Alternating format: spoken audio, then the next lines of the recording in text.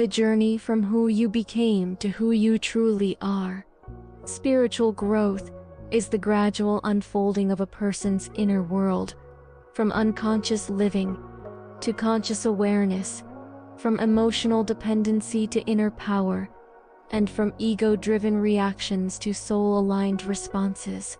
It is the process of returning to the self beneath conditioning, fear, identity, and survival programming.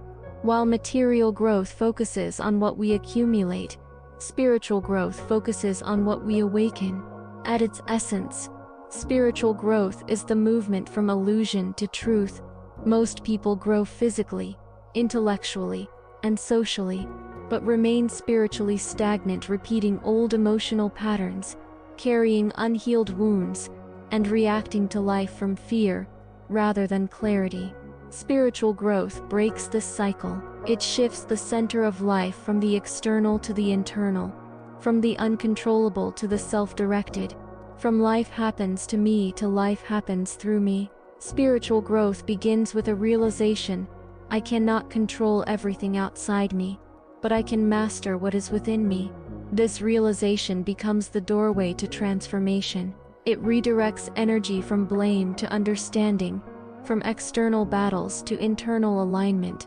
Growth no longer comes from acquiring knowledge alone, but from integrating it into lived experience, behavior, perspective, and emotional maturity. Instead of waiting for life to change, the spiritually growing person changes the way they live life. Before spiritual growth begins, life is lived in a kind of psychological sleepwalking. People react, defend, repeat patterns, chase approval, and fear judgment without recognizing the origin of their behavior. They become a product of childhood conditioning, inherited beliefs, cultural expectations, survival patterns, past experiences. This is the automatic self, which is a version of identity built to survive, not to thrive. Spiritual growth begins the moment a person recognizes, this is who I learned to be. It is not who I am. This awareness breaks the illusion that identity is fixed. It makes space for transformation. The next stage of spiritual growth is learning to observe the mind instead of being lost inside it. Thoughts are no longer treated as commands, but as information. Emotions are no longer seen as enemies, but as messages. This is the birth of the inner witness, the part of us that can see without reacting and feel without drowning. Observation turns discomfort into data. Pain becomes a teacher instead of a punishment. Unhealed parts of us repeat cycles. Healed parts of us create new paths. Spiritual growth requires meeting emotional wounds without fear or denial, not to stay in pain, but to release the identity built around it. Childhood unmet needs, past betrayals, unresolved grief, abandonment, humiliation, and these are not signs of weakness.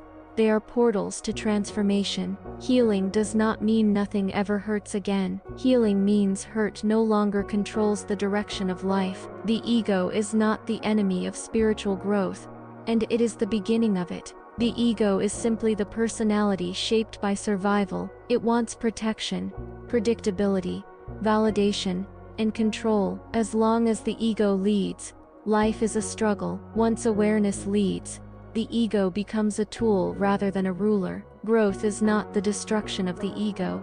It is the reorganization of power. Spiritual maturity is when the ego serves the soul, not replaces it. A spiritually growing person stops outsourcing their peace. They no longer expect the world to arrange itself in a perfect formation so they can feel whole. Instead, they learn to generate peace from within. The world has no authority over someone who has returned to themselves. One of the most sacred signs of spiritual growth is the evolution of love. Love stops being a transaction of emotional needs and becomes an expression of inner completeness. As the soul grows, love becomes sacred rather than desperate. Many misunderstand spirituality as withdrawing from the world. True growth is not escape, it is alignment. It does not deny responsibility, but it enhances it. It does not make a person passive, but it makes them intentional. It does not weaken involvement, but it purifies it. Once aligned,